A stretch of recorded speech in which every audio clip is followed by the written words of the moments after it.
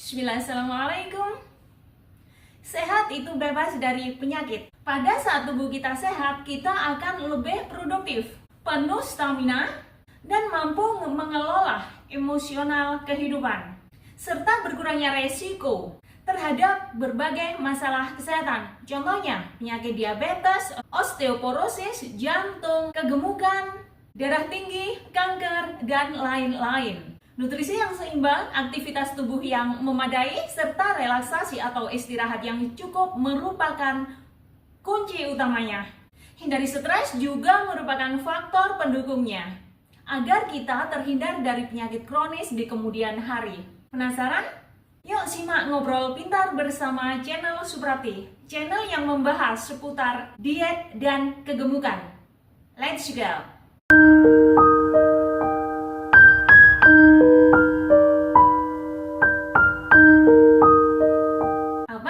Sebenarnya definisi sehat menurut kalian? Apakah sekedar bebas dari penyakit? Apakah kondisi tubuh yang selalu penuh energi sehingga seseorang bisa melakukan aktivitas atau rutinitas harian dengan sempurna, bahkan sesuai jadwal yang telah mereka tentukan masing-masing? Atau kemampuan seseorang melakukan olahraga dalam durasi panjang sesuai dengan jadwal mereka juga, atau bahkan tubuh kekar dan berotot?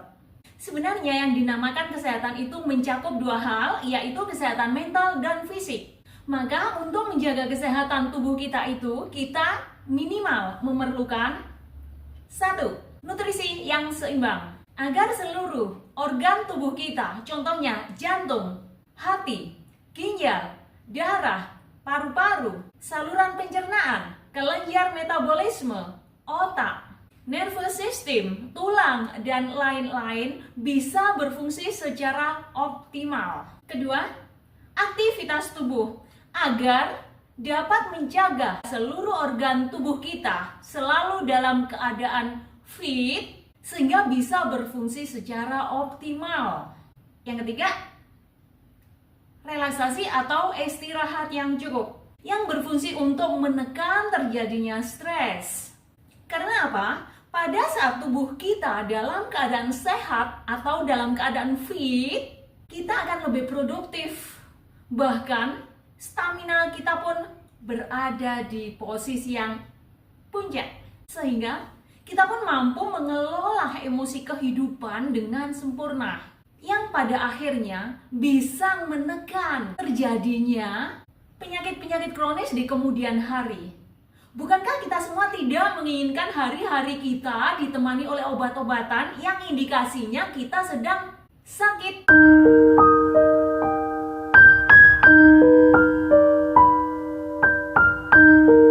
Kak, jika saat ini kalian sedang bekerja di Hong Kong, saya yakin kalian tidak akan asing lagi dengan lapangan olahraga yang berada di sebelahnya perpustakaan atau di depannya Victoria Park. Coba tebak, ada apa di sana sebenarnya?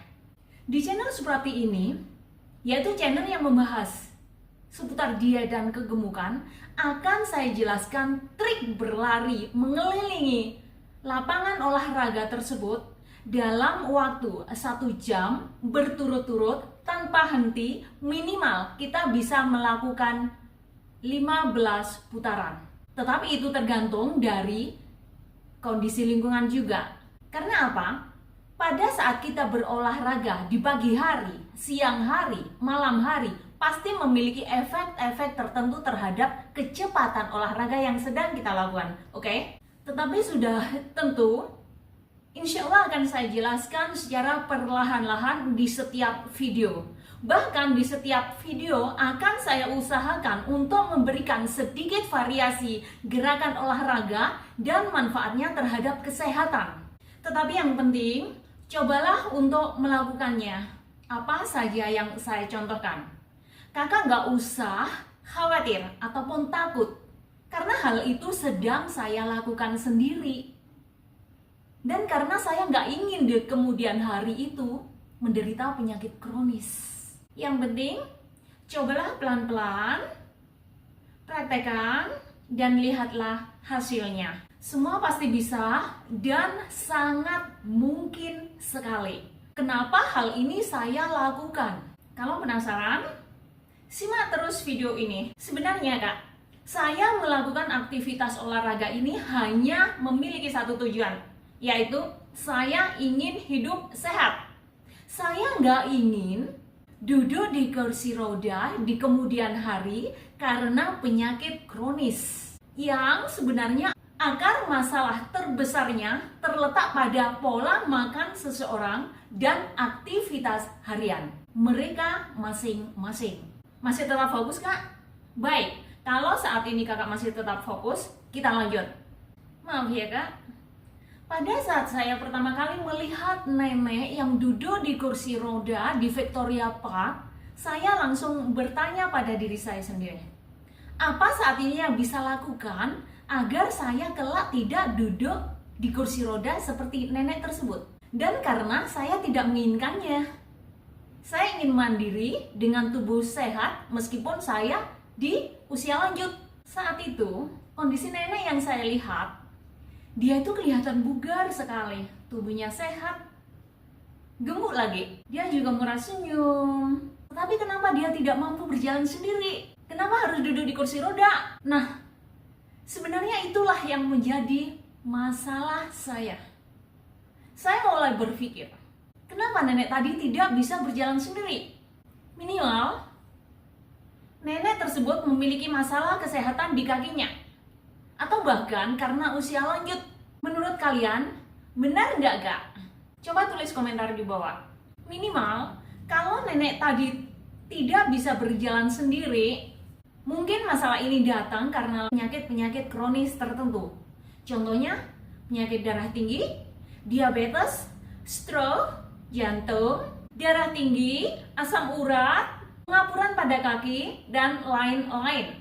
Dari kasus inilah saya mulai untuk mencoba memperbaiki pola makan saya. Saya coba untuk memakan lebih banyak biji-bijian yang utuh, fresh, bahkan alami, yang belum diproses. Memilih buah-buahan sebagai cemilan, mengonsumsi banyak sayuran, mengurangi makanan yang memiliki kadar gula, garam, dan lemak jenuh, atau yang lebih dikenal dengan saturated fat. Dan yang lebih penting lagi, harus saya imbangi dengan olahraga. Tahu nggak Kak kenapa hal ini saya lakukan? Karena perubahan sekecil apapun yang saya lakukan dalam memperbaiki pola makan dan aktivitas olahraga sangatlah menunjang keberhasilan atau kesuksesan saya dalam meraih goals yang saya targetkan.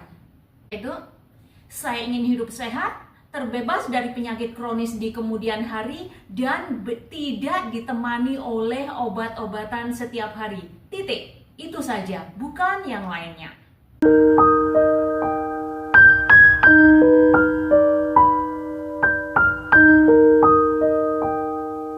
Nah, contohnya begini Kak. 1. Pada saat saya memilih untuk mengonsumsi biji-bijian yang utuh, yang belum diproses maksud saya, apa sih sebenarnya yang saya dapatkan? Atau istilahnya gimana ya? Benefitnya gitu loh Kak. Biji-bijian utuh cenderung memiliki glycemic index yang rendah dibandingkan dengan biji-bijian yang telah diproses menjadi tepung. Makanan yang mengandung glycemic index tinggi bisa meningkatkan level gula darah dan insulin di dalam tubuh.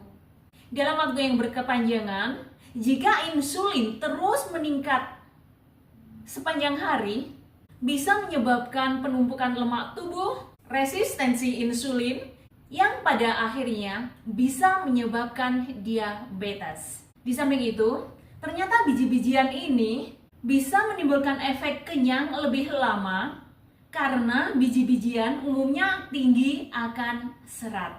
Nah, yang kedua, pada saat saya cenderung memilih untuk mengonsumsi lebih banyak sayur-sayuran, apa sih sebenarnya yang bisa saya dapatkan manfaatnya untuk kesehatan tubuh saya?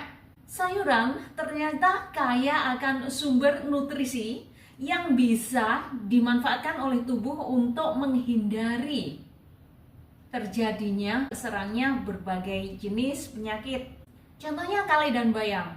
Mereka kaya akan vitamin C, fiber, karotin, quercetin, klorofil, serta omega 3 yang berfungsi untuk menjaga kesehatan jantung, kesehatan kulit, vitalitas, bahkan pembuangan racun-racun di dalam tubuh. Kubis kaya akan fiber, vitamin B, vitamin C, folat, omega 3, klorofil, quercetin yang berfungsi untuk menjaga kesehatan pencernaan dan kulit.